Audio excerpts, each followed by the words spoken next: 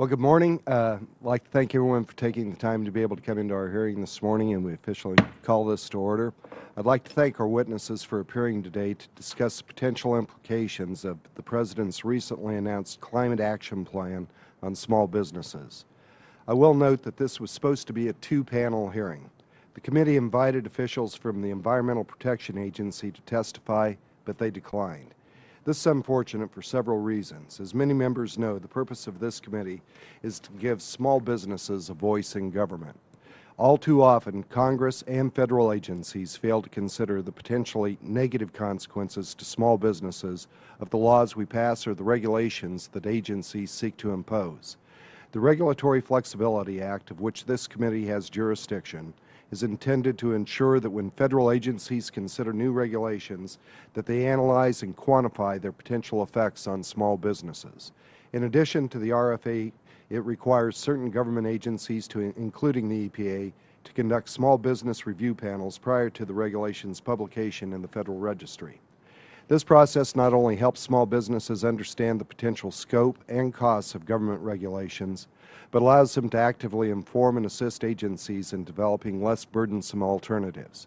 Unfortunately, compliance with RFA is too often been the exception rather than the rule, and few agencies have done a worse job in meeting the RFA obligations to small businesses than the EPA, which declined to be able to attend the meeting today.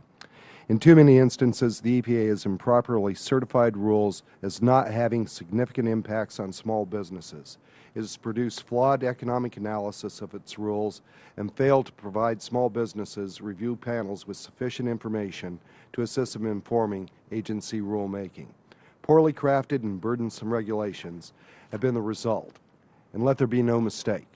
The new emission limits from electric power generating facilities outlined in the President's Climate Action Plan will have significant and far-reaching implications for the economy and for small businesses.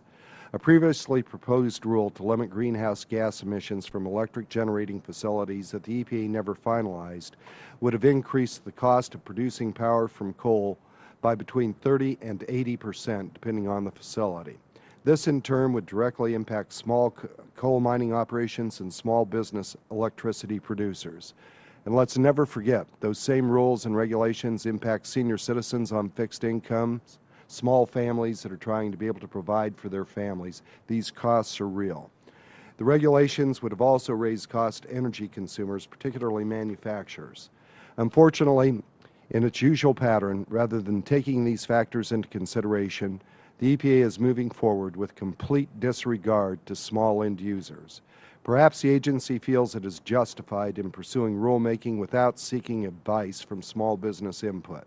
If so, then they should have appeared before this committee today and should have said so on the record. However, if the EPA and the Obama administration won't listen to small businesses, this committee will. I look forward to hearing the testimony of today's witnesses and will now yield to Ranking Member Murphy for his opening statement. Thank you, Chairman Tipton, and thank you for having this important hearing today. And I want to thank you all for being with us today. It's important that we hear from you, both yourself and this entire committee, on how federal policies may affect your livelihood, positively or negatively. And climate change is already having a serious impact throughout many of our nation's communities. In southern Florida, where my district is located, we're seeing these changes firsthand. As sea levels rise, the storms we face every hurricane season are becoming more violent and more dramatic, increasing the threat to public safety and jeopardizing infrastructure, homes, and businesses more than ever before.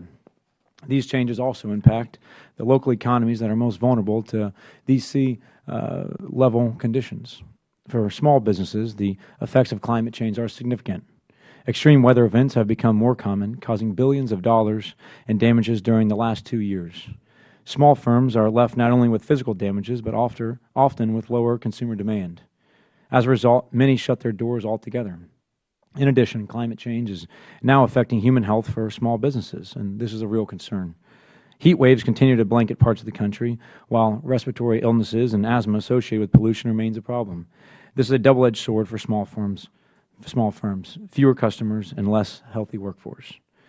To address these challenges, the President has put forth a climate action plan which contains a wide range of proposals to reduce emissions of carbon dioxide and other greenhouse gases, and to help our nation adapt to expected changes in the climate.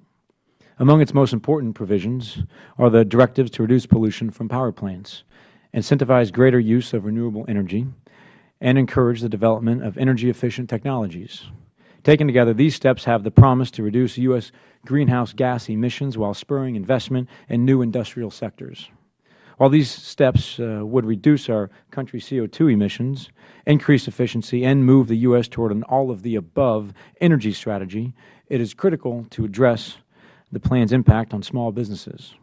Small firms could face higher energy bills as lower polluting but potentially more costly energy sources come online. Some businesses are some of the largest energy consumers, so we need to carefully consider how the President's plan will affect them. Another outcome of the President's plan would be to stimulate further energy innovation. By prioritizing cleaner energy broadly, new technologies would be developed and brought to market. Such stimulus is often accompanied by job growth, providing many communities with a foundation for a more prosperous future. From the development of next-generation turbines to the construction of more efficient buildings, small businesses are ready to lead America forward. All these factors are important as we evaluate the best way to address climate change, as they touch on all aspects of our economy. The panel here today will help us understand the potential impacts, both positive and negative, of the President's plan on the small business community. Ensuring that the plan helps us reduce carbon emissions, but in a way that minimizes economic disruption, is critical. I look forward to hearing from our witnesses today and yield the remainder of my time. Thank you, Chairman. I thank the ranking member for his opening statement, and if committee members have an opening statement prepared, I ask that they submit it for the record. And I would like to take a moment to be able to explain our timing lights for you. Each of you will have 5 minutes to be able to deliver your testimony. At the beginning of your statement, it will start out green. When you have 1 minute remaining, the light will turn yellow, and finally at the end of your 5 minutes, it will turn red. And if you could wrap up at that time, we would appreciate it. I'd like to go ahead and begin the testimony from our panel. Our first witness is Mr. Michael Kezar, General Manager of San Miguel Electric Cooperative, Inc., which is located in Jordanton, Texas. Mr. Kezar joined by the cooperative when the San Miguel facility was first under construction and has served in a number of capacities prior to his becoming General Manager. Mr. Kezar, thank you for taking time to appear before this committee, and please deliver your testimony. Thank you, Mr. Chairman, and good morning. My name is Mike Kezar, and I serve as General Manager of San Miguel Electric Cooperative. I appreciate the invitation to appear before the subcommittee this morning to discuss the potential impact that the regulation of carbon dioxide emissions under the New Source Performance Standards of the Clean Air Act could have on San Miguel and its members. San Miguel was organized for the sole purpose of owning and operating a mine-mouth lignite-fired generating plant and associated mining facilities in Atascosa County, Texas, approximately 60 miles south of San Antonio. As a not-for-profit cooperative, San Miguel has no shareholders, and the total cost of owning and operating the plant, including any compliance costs associated with the regulation of CO2 emissions, will be borne directly by San Miguel's consumers and members. I want to stress at the outset that the Clean Air Act is not the appropriate vehicle for the regulation of CO2 for several important reasons.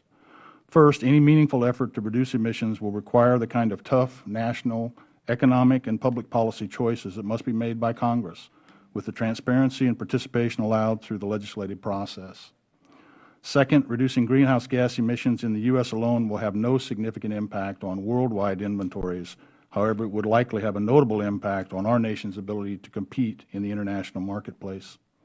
Any significant effort to address greenhouse gas emissions must only be undertaken as part of an overall initiative that properly balances domestic and international interests. The Clean Air Act is not structured to facilitate the balancing of these interests and public policy concerns.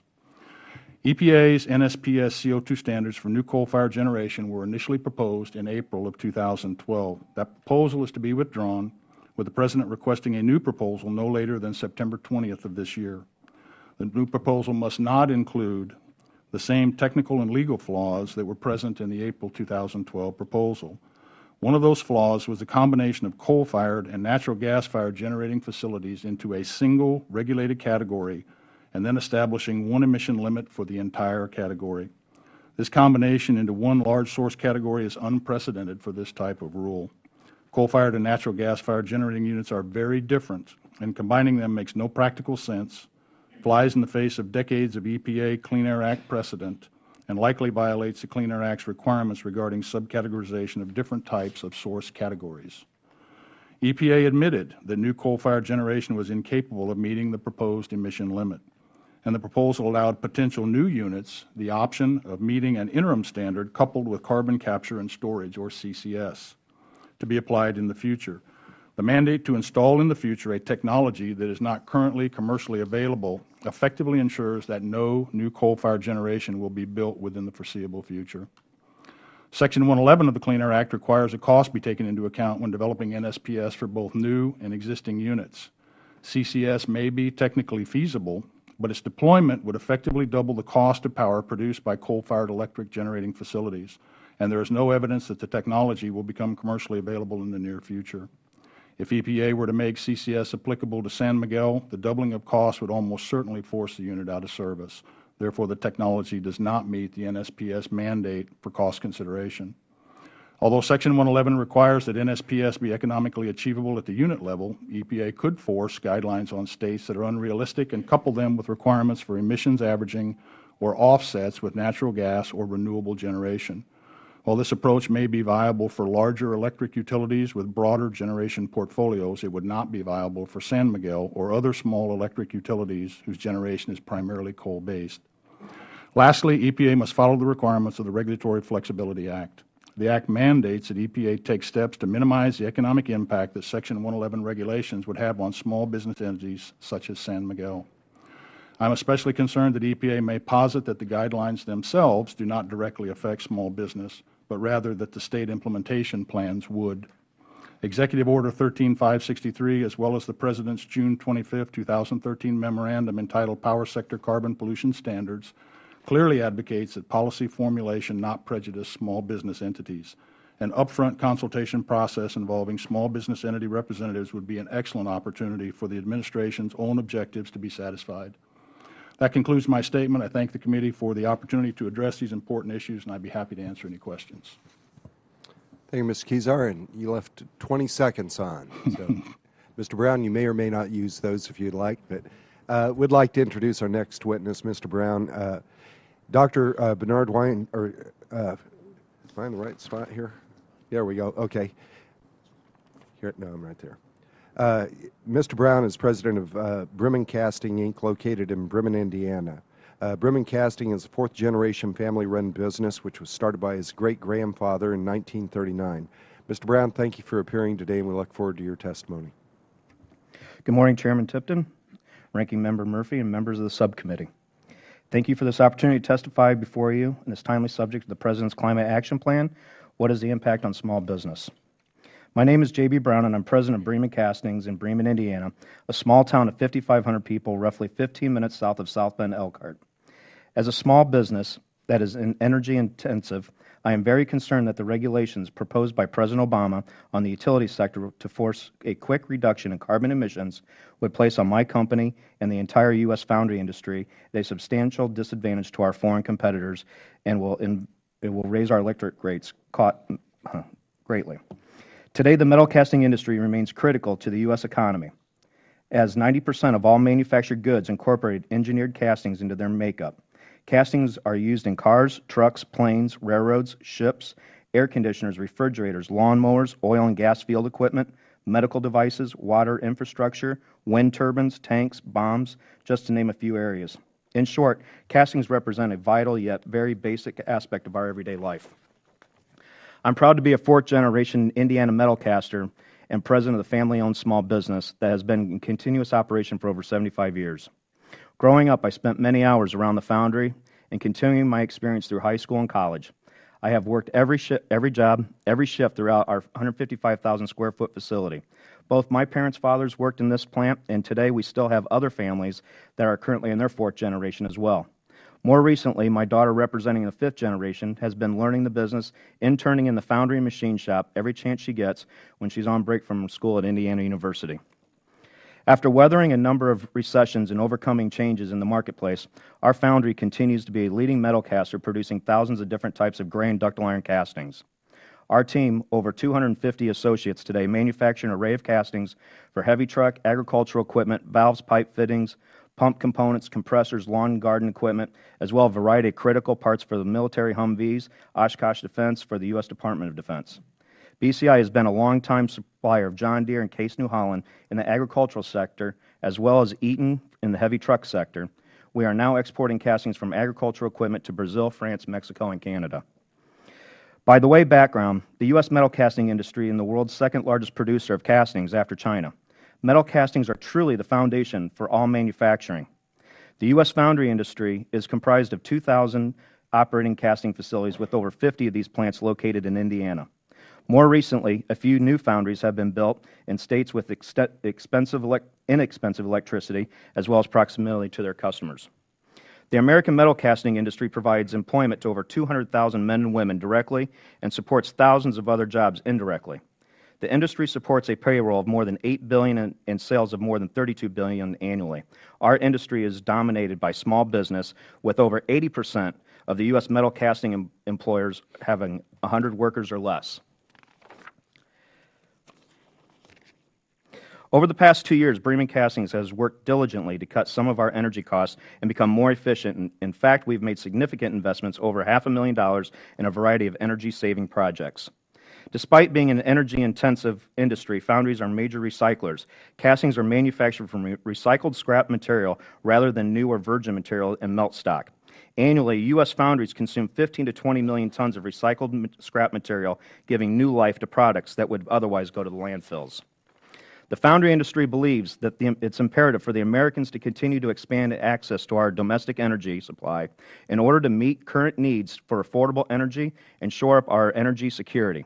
Oil, natural gas, and clean coal remain essential contributors to America's energy security. In addition, we strongly support the building of the Keystone XL pipeline and urge the U.S. Department of State to approve the President's permit for this project to move forward. As an energy-intensive manufacturer, I am very concerned about the consequences of the President's plan outlined on June 25th to regulate greenhouse gas emission from new, modified, and existing power plants on my foundry, other industries, and in manufacturing across the United States. I believe this new rule will cause power plants to close, drive up power costs for households and businesses across the country, and especially harm manufacturing heavy states. Additionally, these new regulations abandon all of the above energy policy and will threaten the foundry industry's ability to remain competitive in the international manufacturing environment. We compete globally against countries like China, where the industry is often state-owned, controlled, and subsidized, including for electricity costs. Furthermore, the proposed rules will adversely affect Indiana manufacturing consumers much more than most states. Indiana is a top energy-using state, and most of its electricity comes from coal-fired power plants. Currently, coal generates about 40% of electricity in the U.S. However, in Indiana, it's 80%. The proposed utility rules will make Indiana manufacturing, including BCI, less competitive with other states that aren't coal-dependent and countries that don't have strict rules in place, ultimately costing jobs. Energy is the lifeblood of the U.S. foundries and most manufacturers, and even slight competitive advantage if the price of energy can make an enormous difference for the companies like mine that compete globally. Like all manufacturers, we benefit from the decreased production costs attributed to lower energy prices. In conclusion, as an energy-intensive industry comprised primarily of small business, metal casters are troubled by the prospect of increased electricity costs and reliability issues that will likely result from the administration's new power plant regulation being developed. Establishing new stringent and burdensome regulations on the power sector will have a negative effect on all U.S. manufacturers, regardless of company size, consumers, or long-term health of the U.S. economy and the prosperity of American workers. As we are transitioning our power generating fleet, utilities need flexibility to ensure that they can manage these emerging environmental regulations while continuing to control costs. We don't need more regulation roadblocks as the country and our industry struggle out of this recession. Thank you for the opportunity to appear before you today. I look forward to your questions. Thank you, Mr. Bratton. Our next witness is Dr. Bernard Weinstein. He serves as an Associate Director for the McGuire Energy Institute and is an adjunct professor of business economics at the Cox School of Business at Southern Methodist University located in Dallas, Texas. Dr. Weinstein has authored and co-authored a number of books and articles on the subject of energy securities and also served as a consultant to energy firms on legislative and regulatory topics. Dr. Weinstein, thank you for appearing, and we look forward to your testimony. Thank you, Mr. Chairman, and members of the committee for this invitation to speak for a few minutes. I want to focus on some of the macroeconomic concerns that I have about these proposed climate change policies and regulations. As the previous speaker mentioned, the economy isn't in great shape. Second quarter gross domestic product is probably going to come in at about 1% growth rate. The unemployment rate is 9.6%. It's been virtually unchanged over the past year. There are 12 million Americans unemployed. If you add in discouraged workers and part-time workers who want to work full-time, we're talking about 22 million. If we look at total payroll employment in the U.S., it's 3% lower than it was before the Great Recession began. We have a long way to go before we get back to full employment and sustainable growth.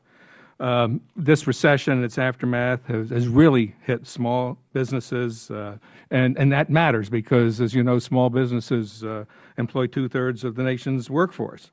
But we are seeing declining rates of business formation in recent years.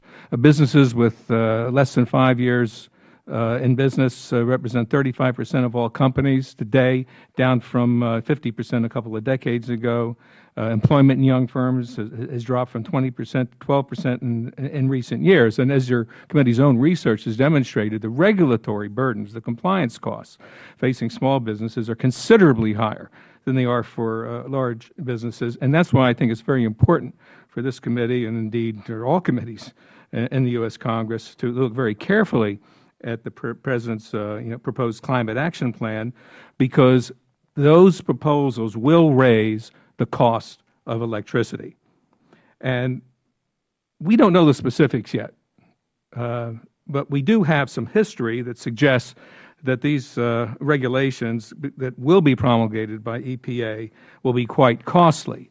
We've seen analyses in the past of CASPER, Cross-State Air Pollution Rule, which is now before the Supreme Court, the Utility MACT, Maximum Achievable Control Technologies. I always have trouble saying that.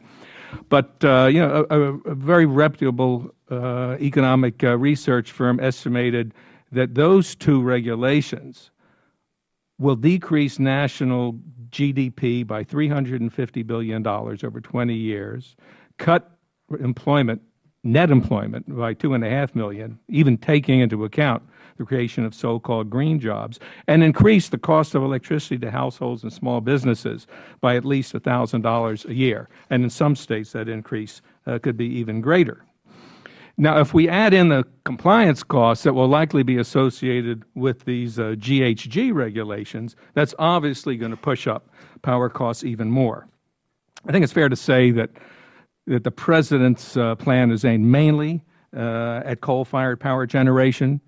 We need to keep in mind, of course, that 40% of this nation's electricity comes from coal.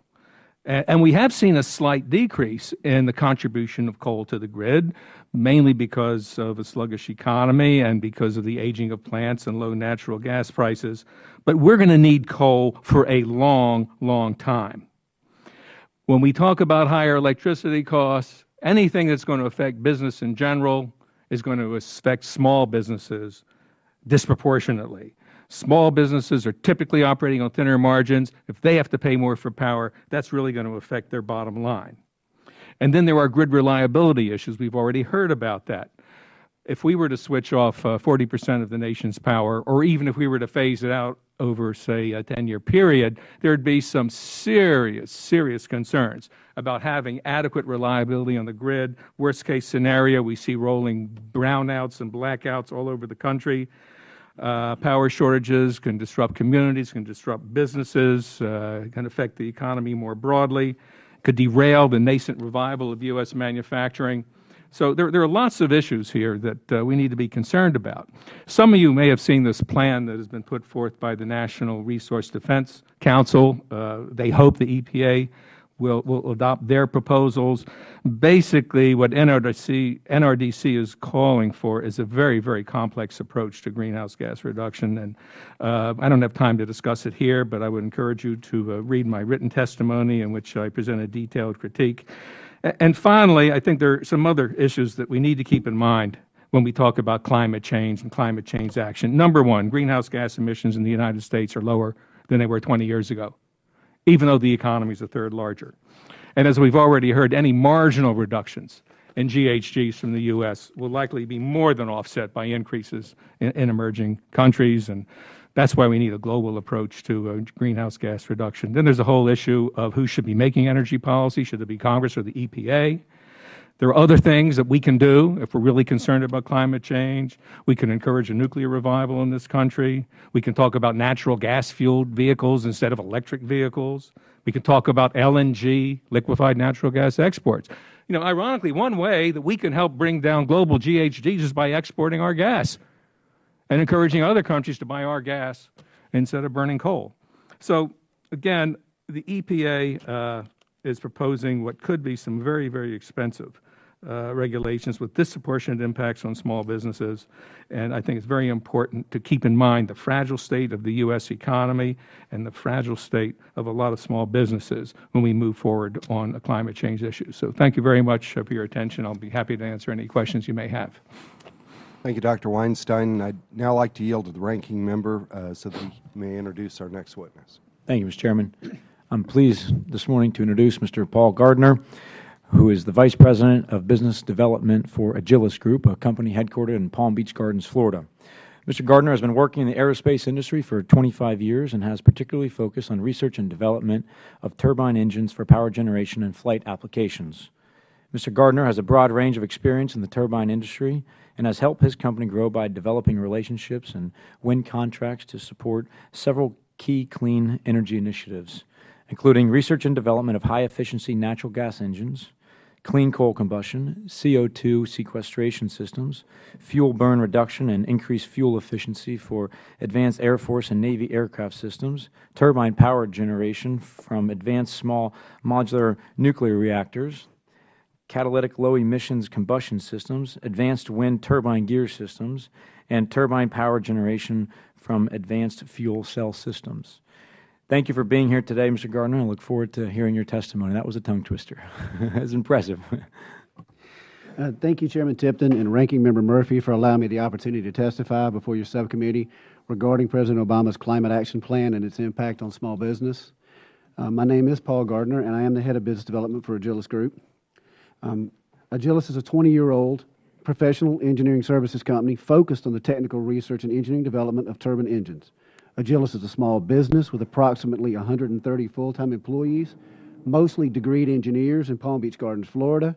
We also have an engineering office in Camden, South Carolina. We currently provide advanced research and development engineering to the turbine original equipment manufacturers in the industrial power generation, oil and gas, military flight, and commercial flight industries.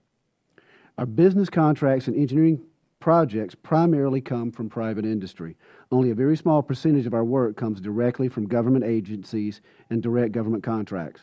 Agilis wins contracts from the turbine engine companies and provides sub-supplier support to the government contracts these companies have received. At Agilis, we believe that the President's Climate Action Plan will have a definite impact on our business. I would like to explain some details of the work we have performed to illustrate how funding of clean energy initiatives, specifically the research and engineering development of clean energy technologies, can provide direct support to small businesses like Agilis. In 2002 and 2003, Agilis provided sub-supplier support to a DOE contract to convert the waste coal dust from a coal-fired plant in Alabama into electricity. The original plant design collected the residual coal dust from the coal-fired boiler, compressed and packaged it into transportable blocks, and shipped it off to be stored as toxic waste. In support of the DOE contract, Agilis performed the combustion research, engineering, design, and development of a turbine combustion system that burns the residual coal dust as a fuel for a small industrial gas turbine. The turbine engine now produces enough direct electric power from the coal dust to operate the entire facility. Since 2009, Agilis has provided sub-supplier support to DOE contracts directly focused on the technical research and engineering development of the next-generation fuel-efficient turbine engines. These DoD programs include the Navy's Task Force Energy and the Air Force's VATE, Versatile Affordable Advanced Turbine Engine Initiatives.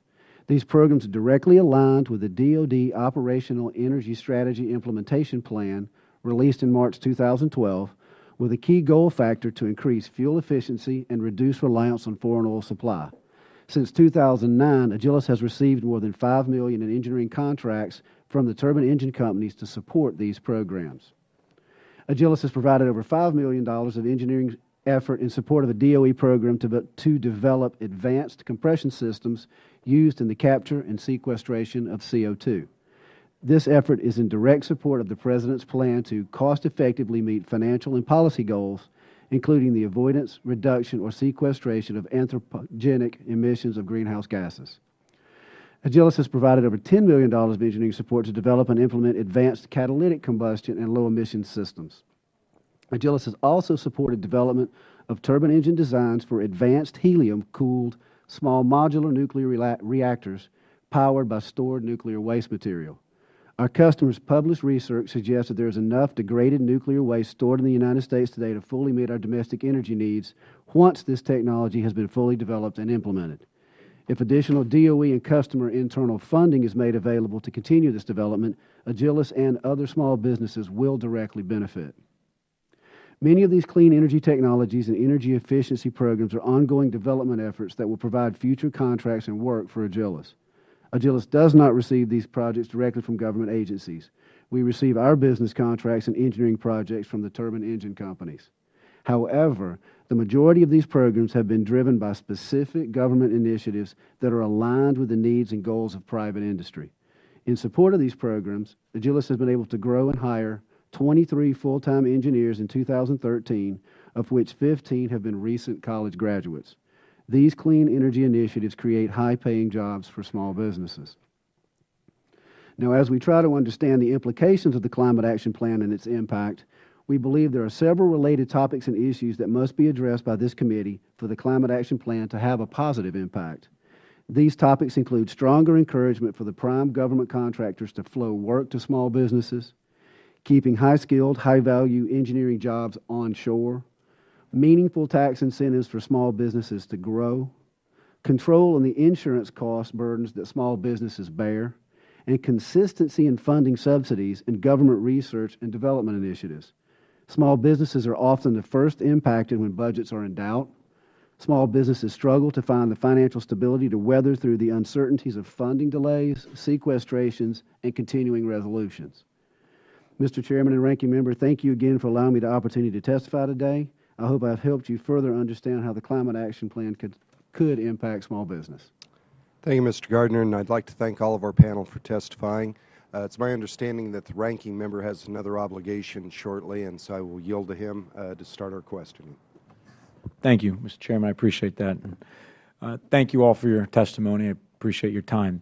Mr. Gardner, your company is an example of how a shift toward cleaner energy can result in business opportunities and job growth. Without federal leadership in this area of clean energy, how successful, in your opinion, would Agilys be today?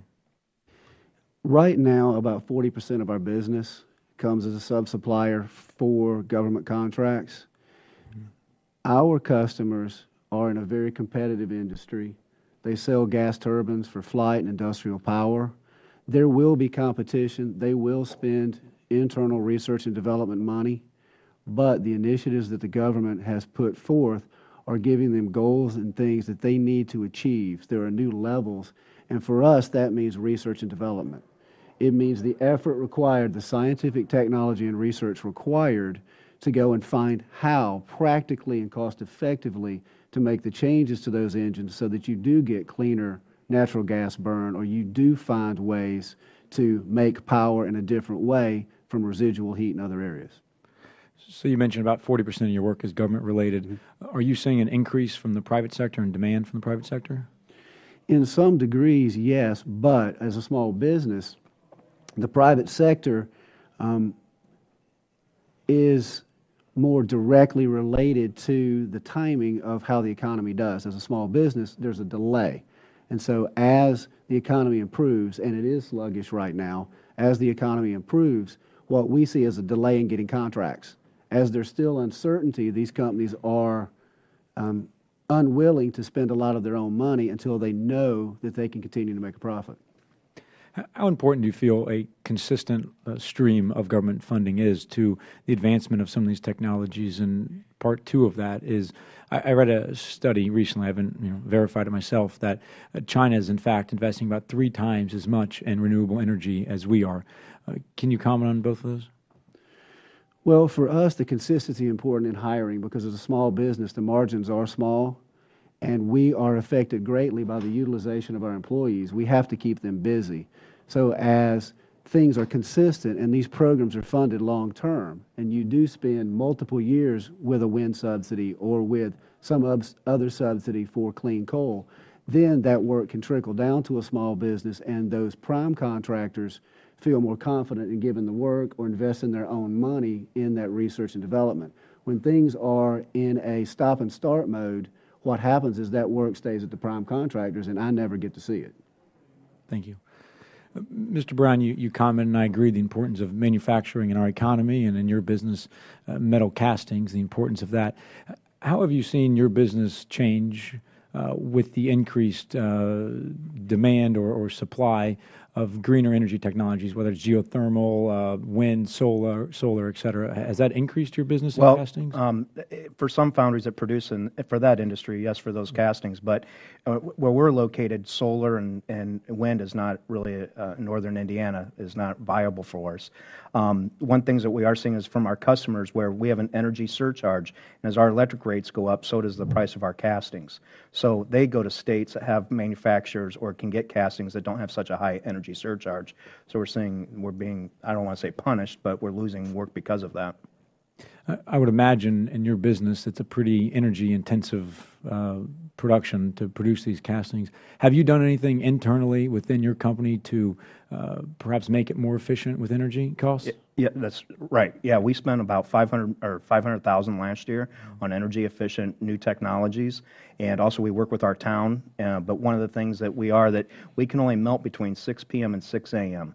And if we go above those time periods, we get fined essentially about $15,000 for the rest of the month because of how much electricity that we do use. It's about 40% of our cost.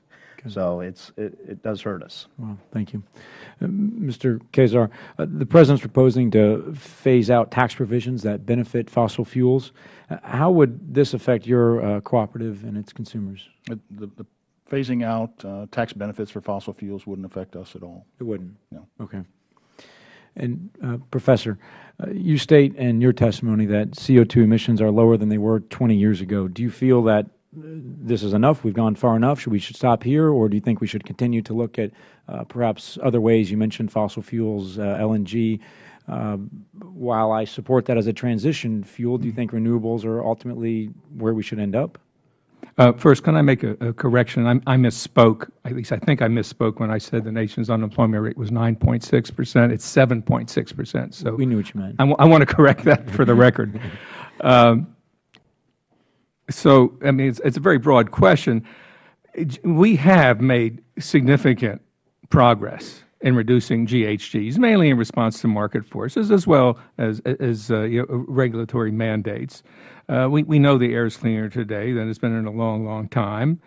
From a global perspective, one could argue that we've done more than our fair share, but I don't have any philosophical opposition to doing more. I just think whenever we talk about addressing climate change, we need to look at the costs versus the benefits. Renewables, renewables have a role to play. I don't believe we can run our economy solely with a combination of efficiency and conservation and renewables. We are going to need base load power in the future. Now, I saw something yesterday, I think it was an article in either the New York Times or the Wall Street Journal about advances in battery storage technology.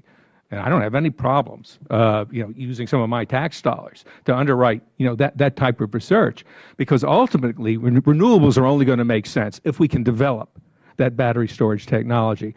But probably not going to be in my lifetime, and maybe not in your lifetime, where we get to the point where we can store thousands of megawatts during the day and use them at night. So I'm for an all of the above energy policy, but when Mr. Obama talks about all of the above, he may have a different vision than when I talk about all of the above. Okay, good. Well, thank you all for your testimony. I appreciate your time, and Chairman, thank you for holding this hearing. Thank you. Thank the ranking member, and I now recognize Mr. Lichtenmeyer for his questions. Thank you, Mr. Chairman. And just have a comment before we get started here with regards to the EPA not showing up today. I'm very sorry that did not happen. I think their lack of attendance shows a lack of respect for this committee and the process that we as congressmen and as this Congress have for an oversight. I also think it disrespects our panel, who they need to hear from. If they're going to promulgate rules and impact your lives and your businesses, they need to hear from your side so that they have a better understanding of what their rules have as far as consequences. So I'm very disappointed. But that being said, that's not unusual. That's what that group. They don't want to listen to anything that happens in the private sector. They have their own mindset, and off they go.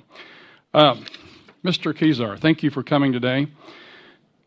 Quickly, you live in a state that's expanding dramatically economically, and obviously there's going to be tremendous increased energy needs.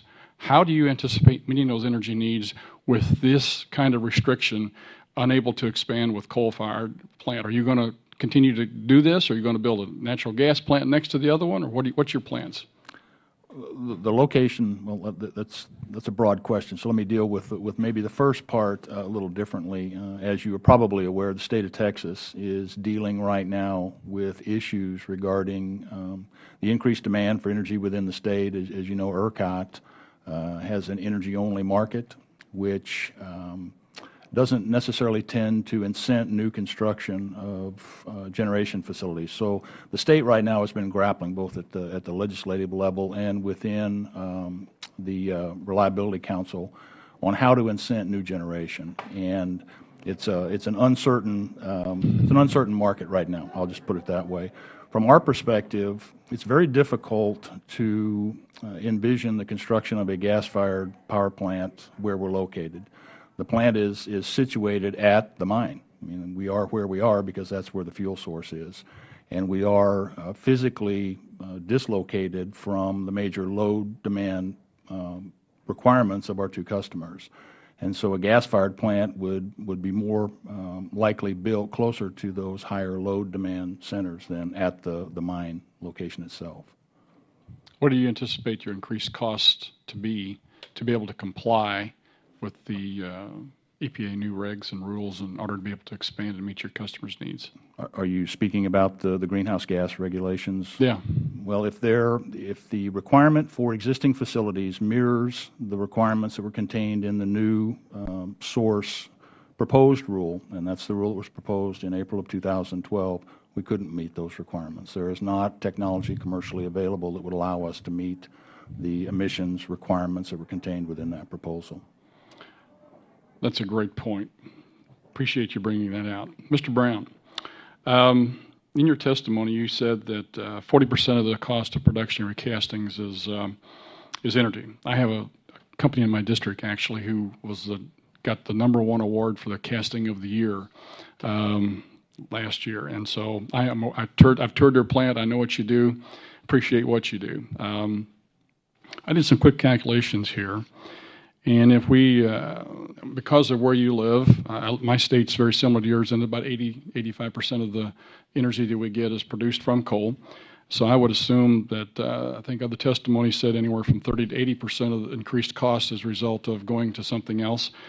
If you had to go to natural gas, you would raise your cost of operation roughly 14%. From 40%, or excuse me, your energy costs would go from 40% to 54% of your total budget. What's your? Don't have to tell me how much money you make, but what's your spread? Is it less than 14%? It's definitely less than 14%. So in other words, you're going to go out of business if you can't raise the cost of the production of your product to be able to put a margin back in there to cover not only the cost of the electricity, but also something that you can go to the bank with and keep everybody. And that's 100% true. I mean, we have to have a higher margin to be able to invest in for future growth and better electric and everything else. And being a small business, we do have small margins. I'm running out of time here, so Dr. Weinstein, thank you for your comments as well. Can you tell me what the price of natural gas would have to get down to be able to compete with coal so that we wouldn't experience an increased cost for electric production, energy production? Well, as you probably know, natural gas prices have fallen quite a bit in recent years. Can you turn your microphone on, please? I'm sorry. Yeah. Natural gas prices have fallen considerably in recent years, and they're now below $4 an MCF. When you get down to the $3 range, gas becomes very competitive with coal. I don't think we're going to get back down to $3, assuming the economy starts to grow. Assuming and if we can start getting into the business of exporting LNG, as I indicated earlier, that is going to increase demand and push up prices. So I don't think gas is likely to get down to the point where it's going to be competitive with coal. There are other advantages, obviously, that gas has, and certainly we have an abundance of gas. But all of the prognosticators that I look at see gas prices getting back up to the $5 to $7 range, which is kind of an okay place. It's good for producers. It's good for it doesn't really hurt consumers. Gas prices tend to be more volatile, a lot more volatile than coal prices. That's one of the downsides of relying on natural gas. So it's really hard to say, but I think coal will continue to be the cheapest power source for a long, long time. Thank you. My time is up. I yield back. Thank you for your questions. And Mr. Kezar, I'd like to ask you, have you calculated out, should the President's initiative and the EPA's rules go into effect, how much will that increase the cost for your consumers in terms of the monthly bill? Have you been able to calculate that? We have estimated that the cost of being forced to install, and assuming that carbon capture storage equipment were available, which, as I've indicated, is not commercially available today. But based upon the best estimates available and the amount of additional parasitic load that's taken away from power that would otherwise go to customers to power this additional equipment that's required to capture and sequester that CO2, the price of power could effectively double. Could effectively double. Yes.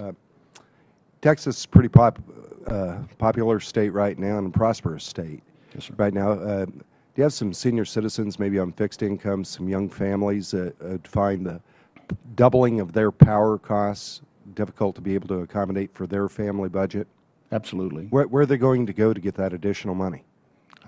That's a good question. Maybe we ought to ask the EPA and the President where they're supposed to get the money to be able to pay the bill. Would you view this basically as taxation via regulation? I'm probably not the best person to ask that question. I'm a power plant guy. What I know is that the regulations are driving up the cost of producing power. Mr. Brown, you're in business. You're working. Is this taxation via regulation? It could be looked at that way, yes. And but we're not going to be able to afford to pay those taxes. But you aren't going to be able to afford it. I think Mr. Lichtemeyer's point in terms of going up to 54% of your overall costs, and that expands your margins. Where are your people going to get a job if we've relinquished those to people overseas? They're not going to.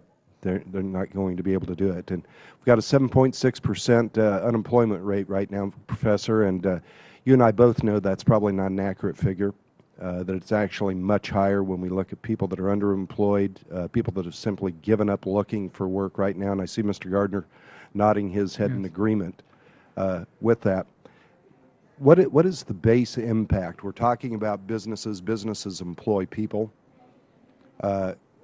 Is this a way to move forward, or are there more sensible approaches? Well, look at it this way. Energy really drives the economy. There's a pretty close relationship between economic growth and energy consumption. It's about 0.3. In other words, for every 1% increase in GDP growth, you need 1/3 of a percent increase in energy production. what has bothered me in recent years is that the fact that America is rich, the fact that we're abundant in energy, the fact that we have cheap energy is somehow a bad thing. And in fact, the availability of abundant and cheap energy is the basis of our international competitiveness. So why do we constantly talk about policies that are going to drive up the cost of energy when those costs, it seems to me, are going to far exceed any benefits in terms of environmental quality? So if we want to continue growing this economy, we need adequate supplies of cheap and abundant energy. And this isn't the forum for me to get on my soapbox, but why do we behave as though we're an energy-poor nation when we're an energy-rich nation? I mean, we should not only, we export a lot of coal, we should be exporting natural gas, we should be exporting oil. But there's a mindset, particularly in Washington, that we have got to husband these resources. So it seems to me, someone who spent most of his professional life focusing on economic growth and policies to encourage economic growth, that we have before us, in terms that haven't been spelled out with this climate action policy, regulations, policies that are going to retard economic growth, not stimulate it. So would it be a fair assessment, Doctor? Mr. Gardner commented about a sluggish economy right now. To have an American policy rather than the EPA and the President's fiat out of the White House as opposed to going through Congress, to actually develop American energy on American soil, to be able to put Americans back to work to make us competitive in the world and actually make us prosperous? Is that maybe a good idea? Well, absolutely. And you know, I'm not opposed to green energy. I remember during the campaign, President Obama was saying that on his watch, 85,000 jobs have been created in clean energy. What he didn't mention was that 500,000 new jobs have been created in the oil and gas industry with no new federal incentives. There we go. But we don't, you know, we don't acknowledge that. We don't acknowledge the fact that we are the richest nation in the world when it comes to energy. We produce more coal, we produce more nuclear, we produce more renewable energy, and we're number 2 in oil. Right. You know, I would like you to maybe speak just a little bit, Doctor, if you would, about the reliability on the electrical grid. Yeah. As you noted, we do not have the technology right now to be able to store energy that is generated. I have a piece of legislation in calling for all of the above. But we've got to make sure that we can deliver that base load so that Mr. Brown can do his castings and Mr. Kezar is going to be able to deliver to his consumers as well. Can you talk just a little bit about Well, understand, I'm an economist. I'm not a technical person. But when it comes to reliability on the power grid, there are 2 issues. One is the physical capability to move electrons around the country. And then 2 is having adequate generating capacity to meet peak demand. And my concern with these GHG regulations is that they will limit, they'll take additional units off stream, and that could occur in a time frame when alternatives are not available, and then we have to deal with reliability in terms of just having enough electrons on the grid. You know, just kind of final question for you, Doctor. The Regulatory Flexibility Act is a federal statute, and it does obligate agencies to consider alternative regulatory approaches if the rule has a substantial economic impact on a significant number of small entities, and we've heard about those this morning. How would you rate the EPA's compliance with this statute? I think the EPA is more, pretty much ignoring the statute. Just ignoring it, like they ignored this hearing. Mr. Brown, a number of experts have credit lower and stable domestic energy prices for helping contribute to domestic energy manufacturing rebound. How important are stable energy prices for your business? Well, our customers would love that. That way they could know what their products are going to cost. And when they do fluctuate, so does the price of those materials and to get them their materials. So having a constant price would be wonderful for everybody. And knowing what we can charge year over year, we can only go to our customers so many times for price increases. And when the energy fluctuates so much in price, that changes the price of that product. Thank you. Mr. Kezar, the EPA has recently sent a draft of new NSPS emission limit regulations to the White House for review, and it did not consult small business. Has this been the agency's pattern for an extended period of time on other rules that affect small power producers? That's been my experience recently, yes, sir. Never bothered to consult you or to be able to seek your input? No, sir. The Clean Air Act stipulates that the EPA can determine that it is not technologically feasible or cost-effective to establish a standard of performance for certain types of emissions from certain facilities, Mr. Kezar. In your view, does this apply to greenhouse gas emissions from coal-fired power facilities? Well, the problem, Mr. Chairman, is that what EPA effectively did is combined all fossil fuel-fired sources into one category and then set an emissions limit that was based upon emissions from a natural gas combined cycle unit and applied those to all fossil fuel-fired plants, and that's just not a feasible thing to do. There was no subcategorization whatsoever. So is the EPA, are they required to establish a standard that they know is too costly? No, sir. They aren't. No, sir. We've got some real challenges. Mr. Luchtmeyer, do you have any further questions? This is a great panel. I've got lots of questions over here. Mr. Kezar, with EPA's new standards that technologically can't even be reached, how are you going to do that? How do you anticipate being able to comply? As I'd mentioned earlier, we can't comply. The Well, if you rate, can't comply, they're gonna EPA essentially established a rate. It's not a gross amount of tons of CO2 that can be emitted. It's a rate that's applied per megawatt hour of production. So even reducing output from the facility doesn't achieve the standard. Unless there is a technology that's commercially available that can be applied, we have really no hope of meeting it and continuing to consume the fuel that we mine at the plant. So what's your alternative then? Shut down? That's right. So effectively, at some point in the near future here, you will shut the plant.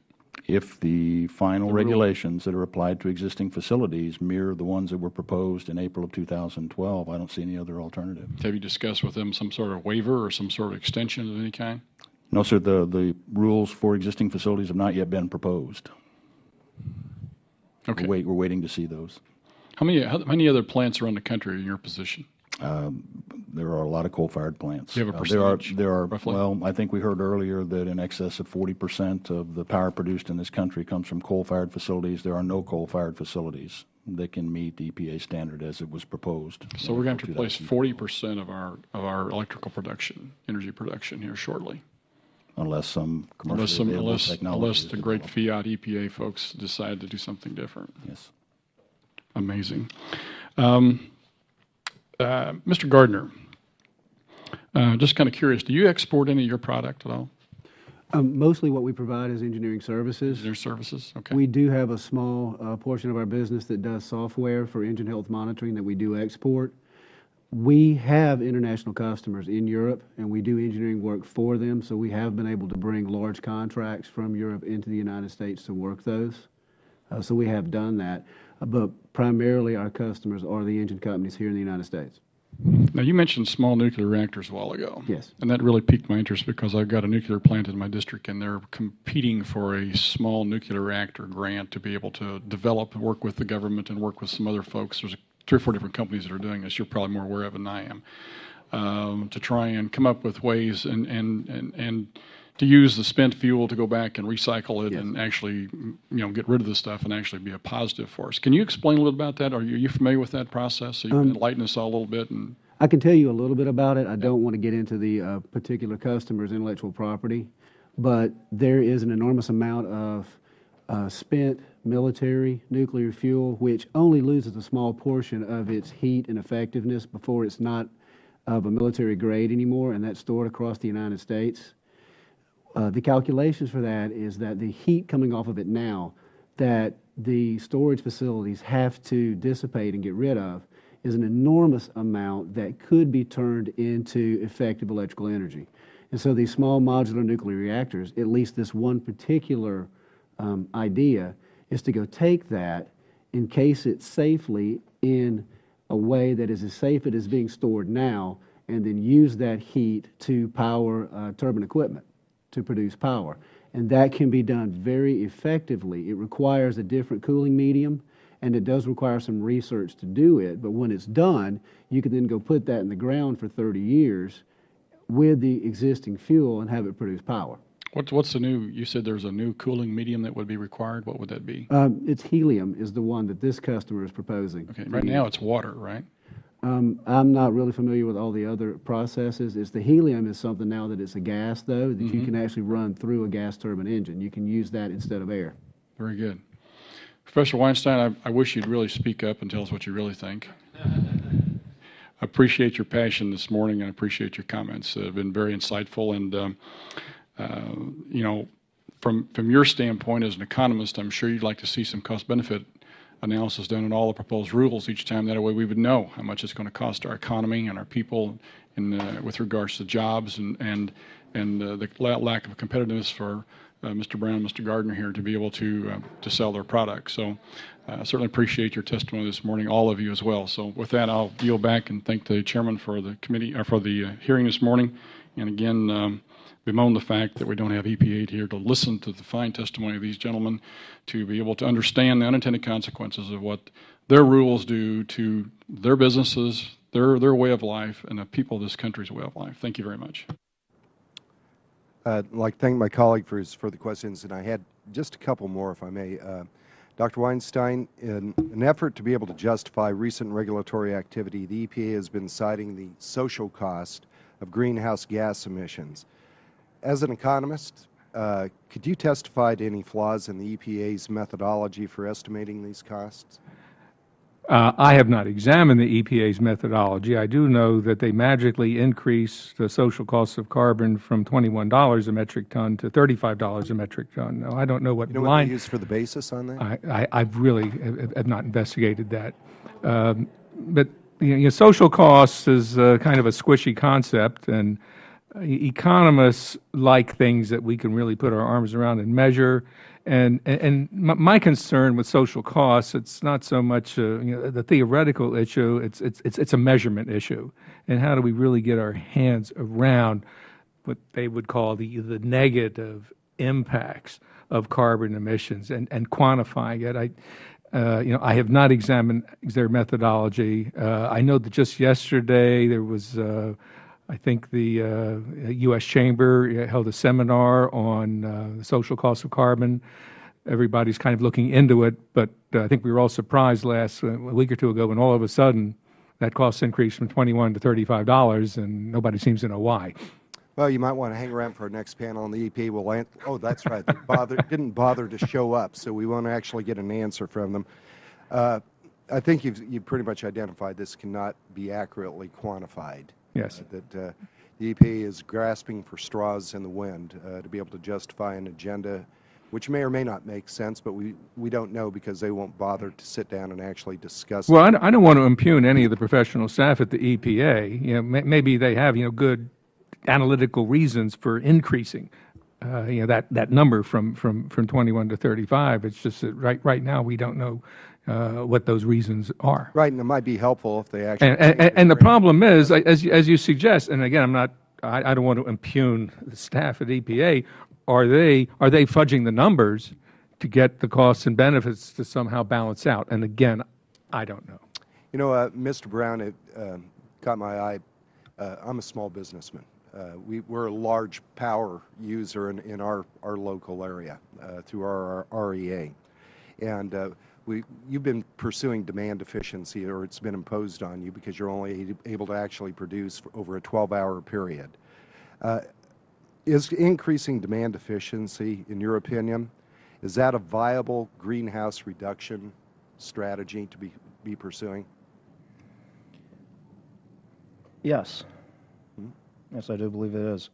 Part of the problem is that operating with the amount of energy that we need, the technology to produce what the EPA is talking about and everything else, and the electric companies coming back and talking to us, they don't know what the cost is going to be. They're telling us our electric rates could go up as high as much as 100% more. because we're coal-fired. And I don't know what's going to happen then. So you're willing to comply to do your part, you just don't need to be further punished when you're trying to create jobs and produce a product? We always try to do our part. We try to under regulation, but the thing is when the demands on waste or whatever it might be are more stringent than what is even possibly can be contained either by technology or whatever, the technology is just not even there. Well, thanks. Mr. Gardner, you'd noted in your business that you rely on government investment, I guess, if you will, and I'm sure we probably share this, correct me if I'm wrong, but you're probably concerned, as all of us are, about a $17 trillion debt in this nation.